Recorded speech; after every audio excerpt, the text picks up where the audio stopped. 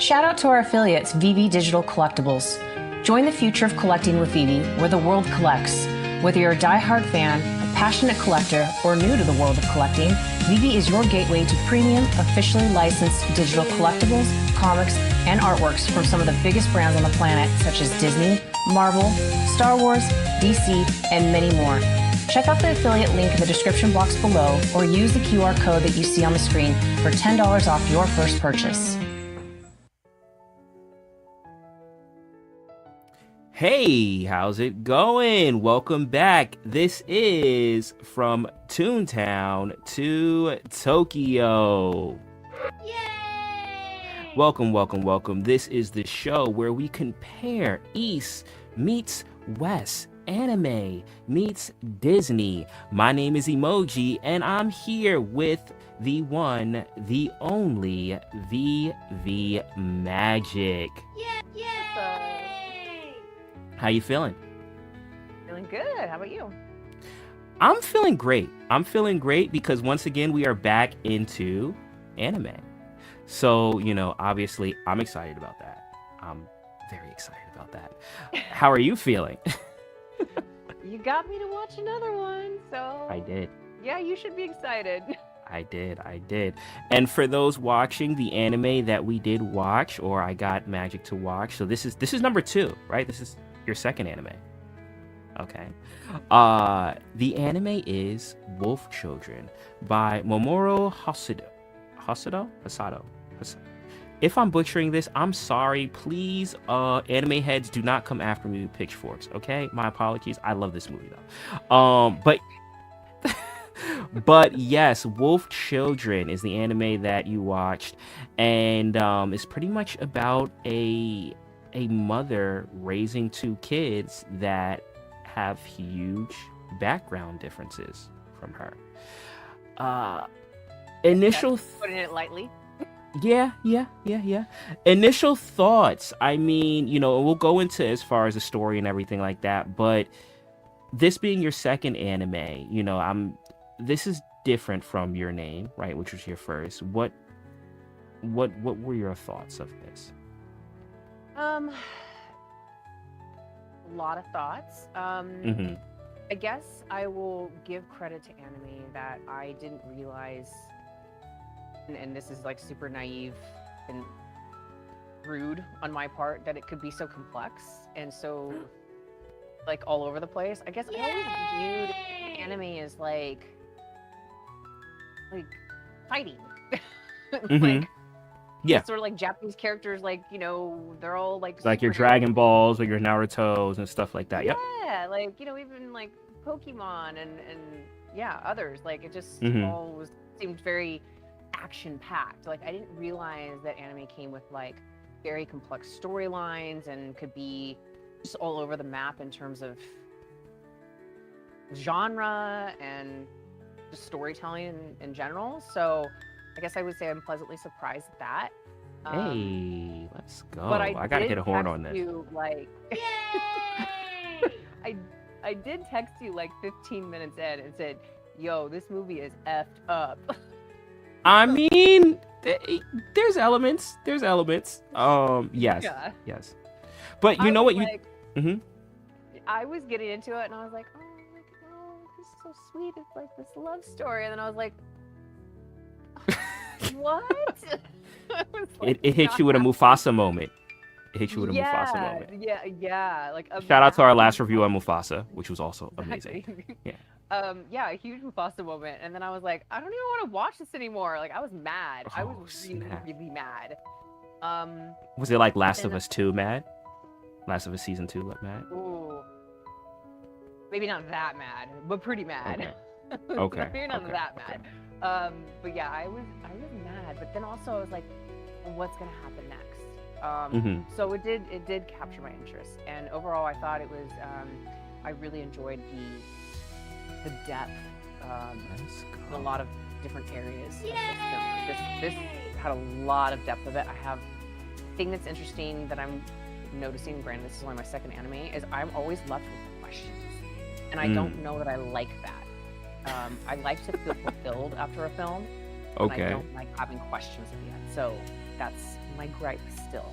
Let me ask you a question. You've seen like Inception and Shutter Island, right?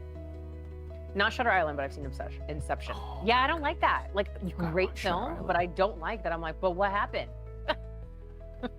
I feel you. You have, well, one, you have to watch Shutter Island. But also, like, yeah, it sometimes it leaves it open for you to kind of like wonder how things are. But you touched on a great point, and this is one of the reasons why I had you watch Wolf Children. And a lot of times when people think of anime, they think of what is mainstream, and a lot of things, you know, when the mainstream anime is all shonen, right? And for those that don't know, shonen is a genre that's geared towards young boys, right? Teenagers, right? So the reason why you have like your Dragon Balls and your Narutos and your Bleaches and your My Hero Academias and stuff like that, and it has that same type of archetype, is because it's geared for a certain audience. But anime on a whole is for all demographics, you know. And I believe we touched on this on the first episode, where, you know, out in Japan, they produce manga and anime for all different age groups. So you have shonen, which is for kids, but then you have seinen, which is for adult males, and josei, which is for adult women. And I said adult women like there's like children women. But for women, you have kodomomuke, which is for kids, like your Pokemon and your Doraemon, and you have shoujo, which is for young girls, like your Sailor Moons and your Cardcaptor Sakura. So it's all different demographics, and that's why, you know, when I chose these anime specifically, I was thinking about for you, right? Like, what would you like? And that's how you kind of like, when putting someone on the anime, you have to kind of weigh that in, because there's something for everyone. It's just a matter of figuring what that is.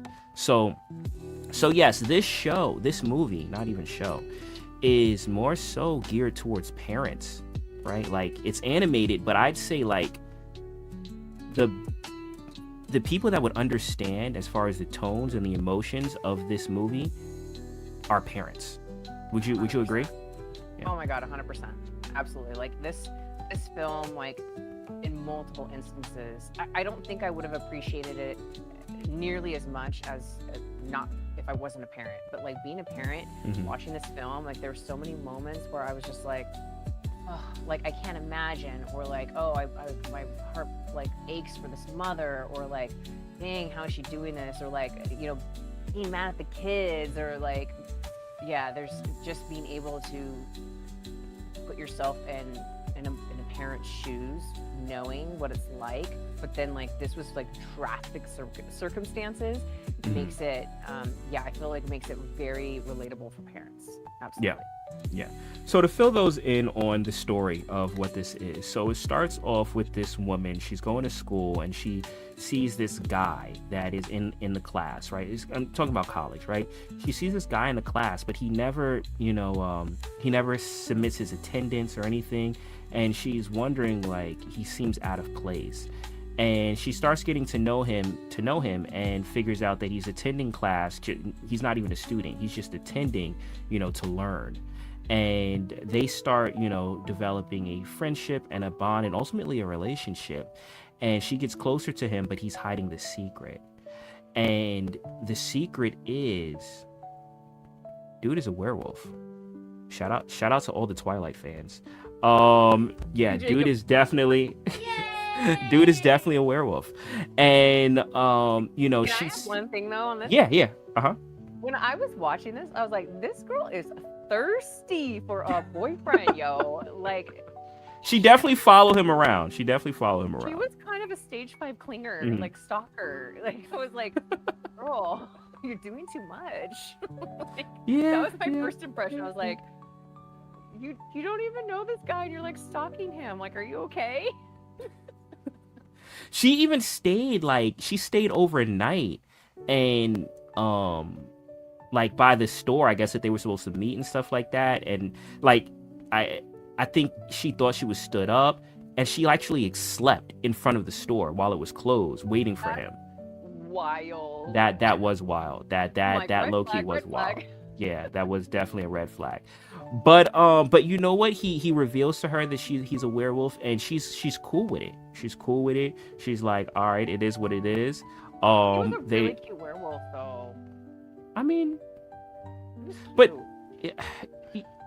okay, but you know, they end up doing a thing to have kids in wolf form, which was interesting. But Wait, are you sure he didn't do it in wolf form? he was a wolf. There was the silhouette. He had a snout. No. I think he was in wolf form.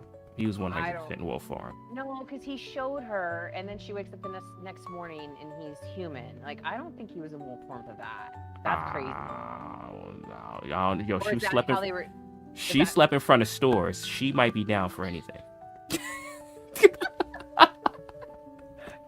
I never thought of that. I just thought he went back to human.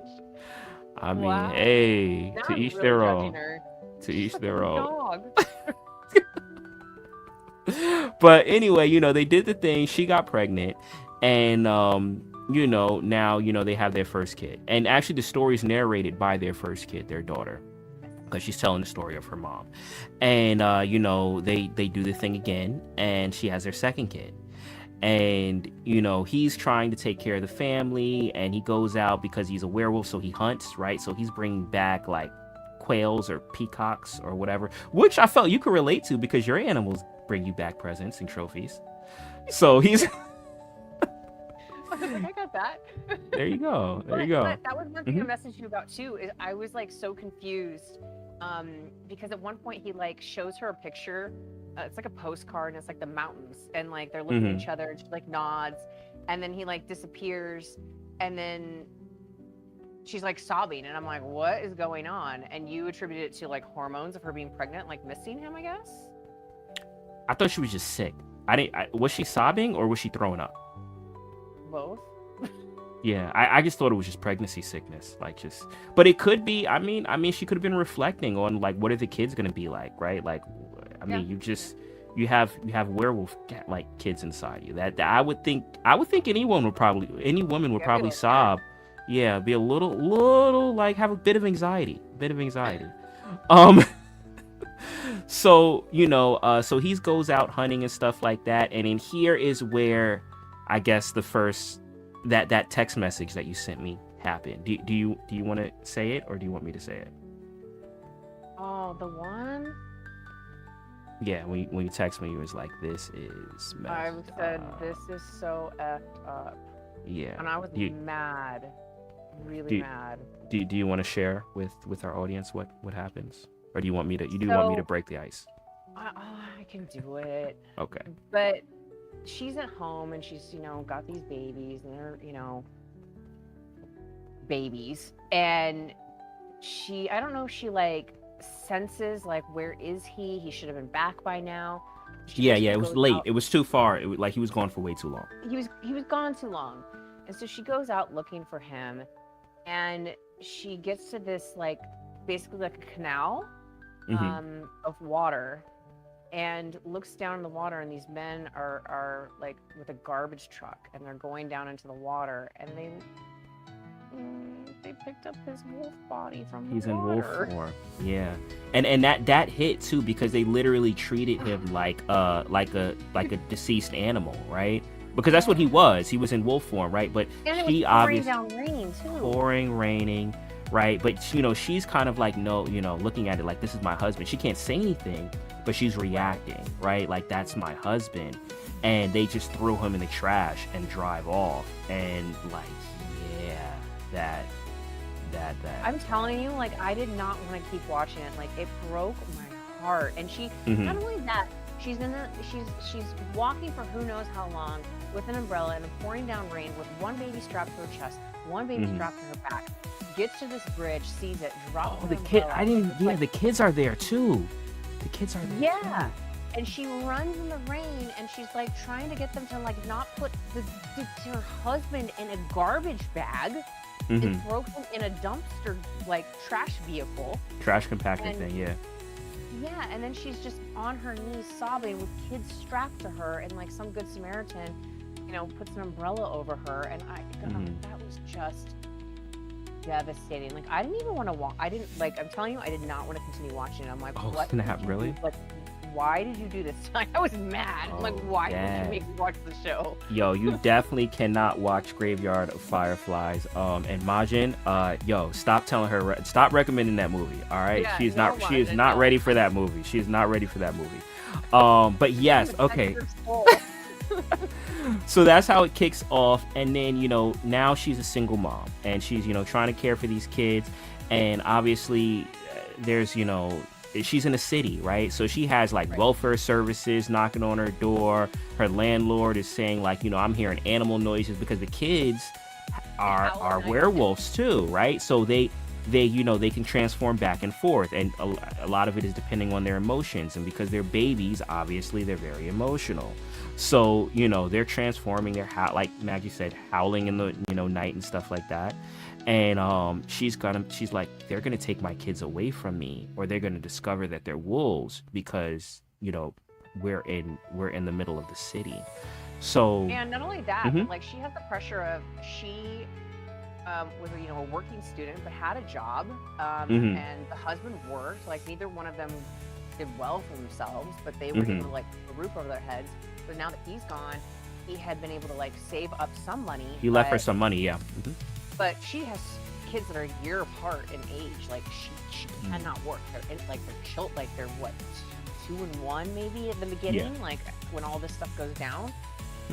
So like, she's like, what am I gonna do? I can't work. My kids are gonna get taken away from me. Like, she's left with very, very limited options, which is terrifying.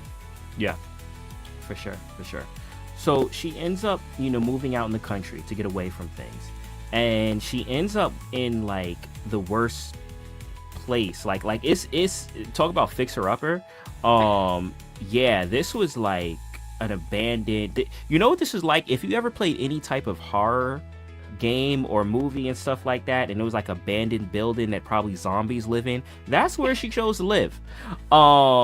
So yeah, so she lives over there, and but to her credit, she fixes it up, hardworking mom, and after a while her savings starts running low, and she's like, we have to grow our own food, right, to save. So she starts learning how to build, grow crops and stuff, but it's not working. And, she's not, yielding any fruit or vegetables. And a lot of the neighbors are looking at her like she's a traditional city person that comes here for the idea. Yeah, they do. They're kind of like, she's never gonna last. Like, they're not giving her any credit at all. Like, they're basically like, it's almost like placing bets. Like, oh, we got another city chick, and like, they're not helpful. They're not kind. Nah, not at all. They're just waiting for her to fail. Yeah, exactly. And they're waiting to see, but she's resilient. She doesn't give up, right? And strong. And her kids, are kind of like, they're kids, right? But they're also like wolves, so they're running around and just living their life. Yeah, catching snakes and all that stuff. And eventually, what happens? The old man, probably the one that gave her the most resistance, he sees how like she's not giving up, right? Like, even though she's not successful, all her crops are like failing and dying, like she is relentless at it. And then he comes to her. An interesting thing too, right? Her name is Hannah. And she was like, she got that name from her dad, because of like with keep smiling. So like, and that was like a reoccurring thing where no matter how bad things got, she would always put on a smile. And the old man was looking at her and was like, why are you smiling? You look stupid. And she just keep trying, and eventually he actually like helps her, and he's one of the first people to actually like help her. But like, with he what to helps do. her, but like, and I think she's emotionally intelligent enough to know that he's helping her. But at the same time, he was like a real jerk. Like, He definitely was. Even in helping her, he was really mean to her. Like, yeah, you're doing this wrong, you're doing that wrong, do this, do that. Like, he was just very grumpy. He was grumpy old man. But obviously, like, she thick skin, and also too, I mean, maybe also just approach the aspect of knowing like she has to do something. And I think one of the things that hit is like, after trying for so long, and she thought she was going to be successful with the crops, and the crops died, And then her daughter asked her, "Mom, are we gonna starve?" And I think that hit, right? So like, you see her working, and then, with the help, she starts having some success and starts building relationships with her other neighbors, and then they're trading and stuff like that. And all right, so she's got the hang of that and she's good. But now here comes the thing with dealing with the children, right? And this is why, once again, this all comes back to being a parent, right? Because at that young age, it's about, all right, well, how can I provide for my kids? How can I make sure that they're safe? How can I make sure that they're fed and taken care of and things like that, like the physical stuff. But then it transitions into more of an emotional thing, because after she kind of like gets that under control, now the kids are getting older and they're dealing with school and they're dealing with friends, and they're dealing with coming into themselves. And once again, remember, she's human, and she doesn't understand anything about what it means to be a wolf. And there's a lot of parallels to this. Right? As far as like maybe coming from some type of background and maybe the other parent comes from a different background, and now you have to try and understand that side of the kids, right? And that's kind of like what we got from this movie. What did you think of that? Like that kind of that switch up between like understanding the kids on an emotional level. Yeah, especially I being think, a parent. Yeah, I think already it's like you want so badly to understand your children and to help them with everything that they're going through in life, and all these different stages and projection, like all these different steps, right, in life. Like you go through terrible twos, and then you get into these years where they're learning their voice, and then you get into them pushing the boundaries. Like that's already so much as a parent. But then, like, to compound, they're half animal. Like, how do you deal with that? Like, she's a first-time parent, and she didn't have normal kids to like have any sort of book to go by. Like, she couldn't even base off of that.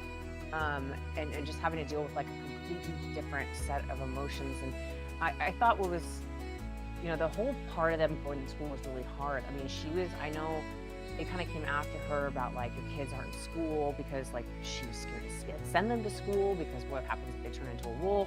And so like they started school late. Like, granted, she taught them things, but she tried to really shelter them. But she had, the older daughter really wanted to be human and really wanted to experience friends and life. And I just can't imagine that fear of sending your kid off to school and just being utterly terrible. I mean, I'm scared to send my kids to school every day, and they're just humans. But like sending your kid who's part animal to a school, and like what happens? And then they're not accepted at all. Yeah, or like they get locked up, or so yeah, it's just, plus just the daily trying to survive. Like I can't even imagine being in somebody's shoes like that. Like, she had everything in life working against her. It's wild. Yeah, for sure. And like with kids, right? They they're gonna have their own identities, their own feelings and things like that. And it was interesting because the son was at like it almost switched a bit as far as like when you saw her, because the little girl, when she was younger, she was all about being a wolf, right? Like she was out there catching snakes. She loved being a man. She was, right? And then as she got older and started going to school, she wanted to be accepted by her friends. And then she started, coming into more of her human side, and that started showing.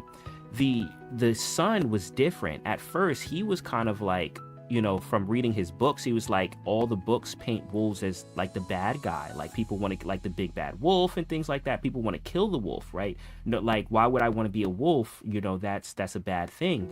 And the mom has to kind of like console him and tell him that, that's not bad. Like, but she didn't shield him. She didn't give him a false sense of belief. She said that may be true, but I'm always going to love you. Like, I'm always going to be on your side, right? So she was still preparing him for the world, but she still kind of like wanted to know that, there are good people in it. That's kind of like what I got from that. Yeah, what's interesting is I didn't really clock that. Like, now that you're saying it again, I'm totally understanding, but I didn't sort of clock. Granted, this is my first time watching it. The sort of transition from both of them being like one, then flipping to the other. Like, it's intriguing. Yeah. So he goes from that into fully embracing being a wolf, right? He ends up going out into the mountains. There's this I don't know if it's a wolf or a fox. It looks very foxish. The thing that was training him. It does look like a fox, right? But like sensei, yeah, and that animal like is training him on how to be an animal and how to live out there. And then he ends up, no longer even going to school anymore because he doesn't feel like he fits in there. He feels like he fits in more with being a wolf, and now the daughter feels like she fits in more with being a human. Except she had a setback. She did have a setback. Did you want to go into that? You're talking about with the boy, right? Yeah. So, okay. And when this was going down, I almost thought like maybe the boy was like a wolf in disguise as well, because this boy comes to school and it sort of like almost brings you back to when the mother met the husband, and you're thinking it's like going to follow a similar storyline. Maybe that's why I was wanting to tie it together. But he and she's only like 12. But this boy comes in and she's sort of like her interest is piqued, and he sits, next to her, across from her, and he's like asking why she smells like a dog. Oh, he does say that. He does it. I was like, damn, that was mean. But then I'm like, well, maybe he like, But he didn't mean it in a bad way though. Like he just said it because he was like he knew what a dog smelled like. He didn't even ask. He didn't say that she smelled like a dog. He asked her, does she have dogs? Yeah. Right. Well, like. Yeah. Yeah. And then she was like, oh snap! Like I smell like a dog. So she's like, clearly has a crush on him, and then gets upset, and so she like runs out of the school, and he's chasing her, and it was very similar. I guess maybe this is why like I wanted the tie-in of like maybe he's a wolf too. It was very similar to what happened with the beginning of the story of her chasing this boy and like wanting to like, I don't care who you are, I want to know you, I don't want to be with you. It was basically the same thing happening again, but in reverse. And of male and female, and this boy is like chasing her and like, why are you so upset at me? I don't understand, like, what have I done to you? And he basically gets her where she's cornered, and she's so upset because she's terrified, right? She can't say what she actually is. And he's pushing her, and she sort of snaps, and she turns into a wolf and scratches him and scratches his ear. And I just thought it was really interesting because so then there's like this whole, the parents get involved, and the mother's like fearing like, that I'm gonna sue you. Yeah, the one mom's like, I'm gonna sue you, and then the mother of the wolf is like, oh my god, like I don't got no money. Take it away. And there's full panic. And what was really interesting is he still liked this girl, and so he says, and you don't like, but you don't know. He says like, it wasn't her, like a wolf came up out of nowhere and attacked me, and everyone's like, wait, what? Yeah. Okay. And so everyone just automatically thought it was her, and so she left school for a bit because she was terrified. And I thought it was so sweet because now she lives like at least 30 minutes outside of the city, like it is a commute, and she wouldn't go back to school because she was so upset.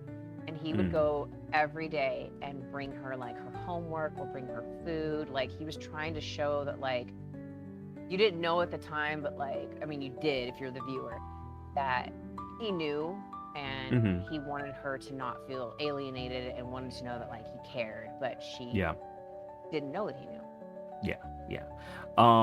So that goes on for a bit, and they end up connecting, right? They end up connecting, and so I guess I could move on to the big finale, right? Because we're pretty much there. There's this big storm that comes, and the son tells the daughter to stay home because he's kind of like sensing something is up, and she's like, no, you stay home, I'm going to school. And so she runs off to school, and he goes out to the mountain. Now the mom gets an alert saying, you got to come pick up your kids because, they're closing early. It's like this big monsoon and what have you. So she's getting ready to go, and she looks for the son, and the son already left, right? Because he goes up to the mountain because his sensei ends up being hurt, and he's like, I don't like, he's not gonna make it. Someone needs to take his place because this animal or this fox or wolf or whatever it is kind of like the leader of that mountain, right? And without that, the animals are kind of not gonna have any guidance. And the mom is like, no, you're 10 years old, you're staying home. But here's the thing, right? Once she's saying that, she's like, I know that 10 years in wolf years may be an adult, but you're not. And then she stops herself. She stops herself in that sentence. She's like, oh snap, like he is a wolf though. And I think that kind of like was her hitting the reality of like what he actually is, right? So yes, 10 years old for a human is a kid, but for a wolf, that is an adult. And he's processing things like an adult. But even still, she kind of was like, well, just stay here, right? And she goes... He had like an old soul. Like if you watch the two of them, the kids are only a year apart, but like she was very much like young and like more human. And he, I felt like, had an old, like from the beginning, even when he was terrified of being a wolf, I felt like he had an old soul. So you could see sort of the difference in maturity of the two as well. For sure. And you know, so he goes out to the mountain anyway. And you know, she goes chasing after him because she knows the daughter's at school, right? She's safe, she's in the school, but she goes chasing after the son. And you know, she's chasing after him, and she ends up hurt, like, you know, in that. And she ends up like, while she's hurt, she has like this dream of the father. And in the dream, he's pretty much telling her that, you know, like, he's an adult, he knows what he's doing, just trust him. And you know, I thought she died. You thought she died? Because she had that dream at the beginning of the film of like seeing him but not being able to get to him. And so when she got there again and they're like actually talking and like holding hands, I was like, dang, she died? I literally thought she died. Oh, snap. Okay. So you know, she has this conversation with him in a dream, and then you find out that the son finds her and, you know, pretty much picks her up and brings her to safety. I think it's the school parking lot or something. And, you know, she comes to when, you know, he drops her off and he's about to run into the mountain. And then she screams at him. She's like, come back. And he looks back at her and she's like, what have I even taught you? Like, what if, like, cause like as a mom, like you're thinking about like, did I impart enough into you? Like you're about to leave. Like, and I don't feel like I've, you know, it's too soon. Like, what have I taught you? And he looks back at her and then he runs up the mountain and he runs all the way up to the top of the mountain. Cold. But here's the thing, he runs up to, like, at first you're thinking like he just leaves, right? But then he runs up to the mountain and he looks over it, like, you know, where she is, and he howls and the sun hits, and then she comes to the realization, I understand, this is where you belong. And to me, like, my interpretation of that was like, she taught him to accept himself. Like, she taught him that it was okay for him to be who he was. And he's embracing that.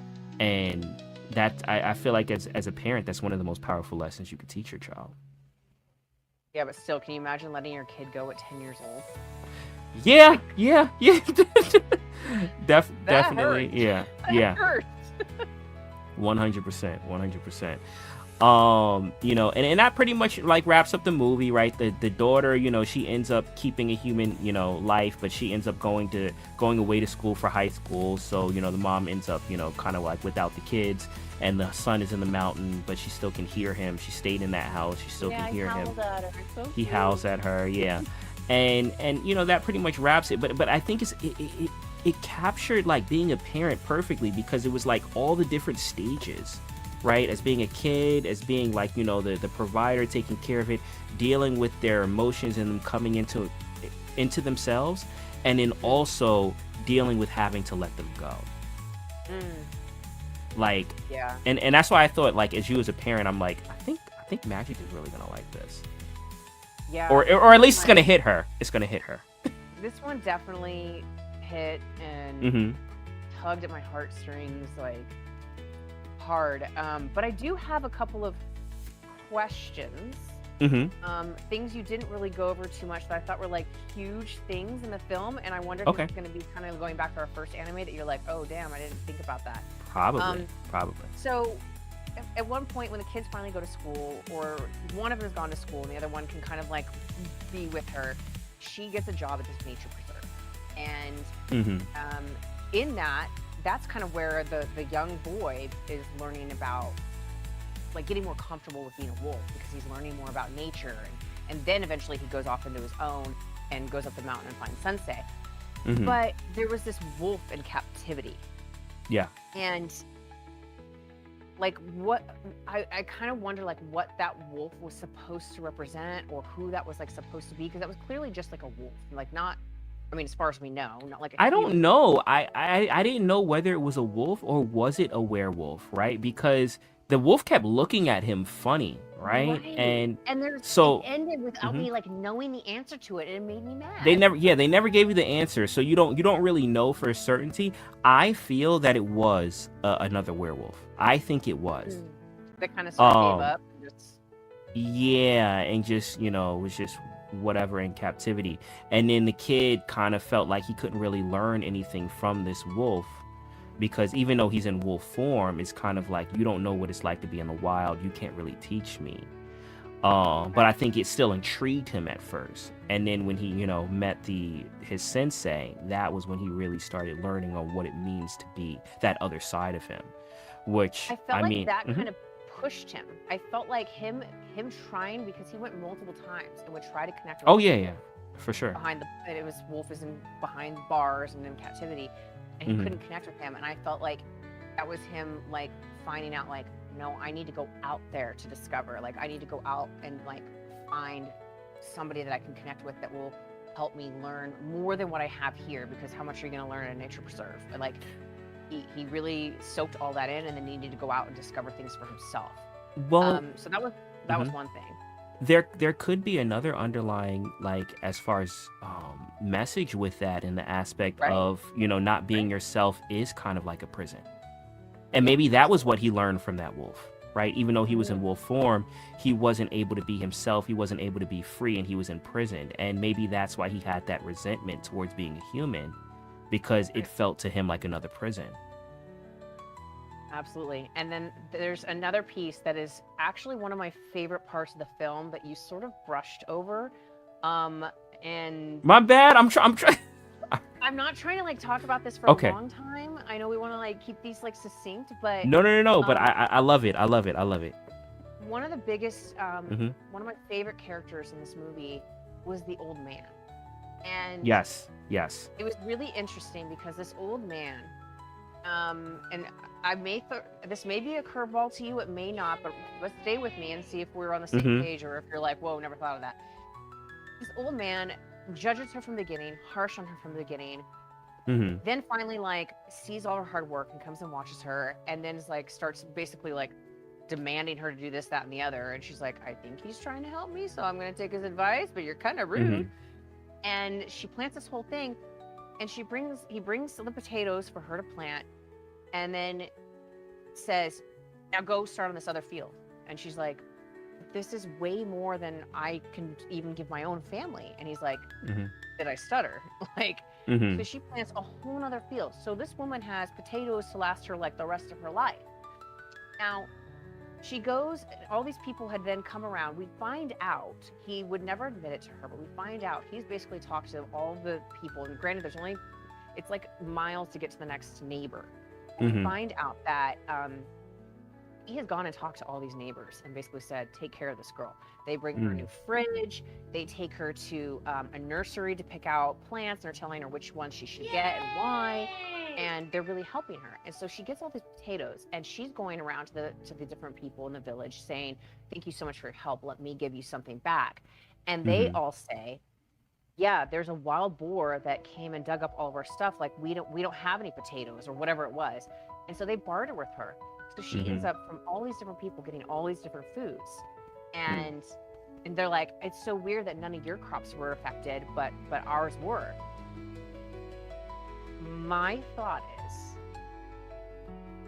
that he is sensei, and that he would come down, he would be in wolf form, and he went and dug up all the other people's crops and messed up their produce to help her and her kids because he knew her kids were wolves. You think so? Okay.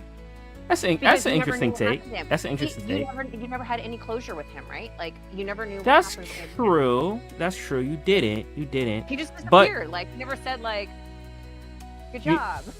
You know what my take was from that? Because, like, I actually thought about the same thing too, but I had a different take. I thought it was just because she has kids that are wolves, which are like predatory animals, and they're probably running around urinating all over the place. And that was marking their territory. So, like, the animals didn't go over there because all the other people's stuff. Well, no. I think the boar dug up the other people's stuff, but the reason why the boar didn't come. There was no boar in this film. There was no boar. No. Remember, the little boy got beat up by the boar. Remember, because he got into a fight with the boar, and the little girl was like, "How'd you let that boar beat you up? Like, if I were you, I would have beat him up and I would have peed on him."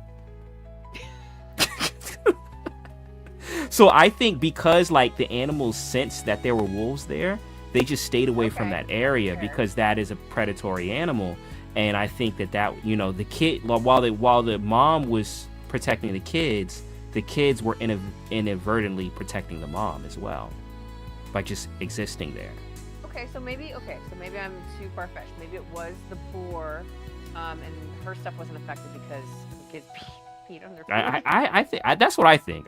But I mean, who knows? But I still, because the old man, acted as such a lone wolf. True. There was a lot of wolf like metaphors in this. Even the kid. I kind of feel he was sensei. Like, yeah. Because how do you just disappear? Like, there was zero closure with, like, she didn't even like really get a chance to thank him.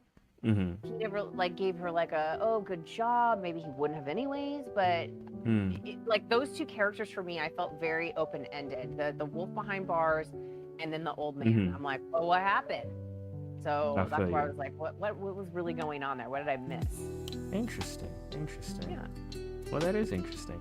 So, all right. So we've kind of like summed up the movie. So you have to kind of like give your thoughts, right? This is your second anime of all time, right? Hold on, wait, I gotta hit a yay on this one. Yay! There we go. So what are your thoughts?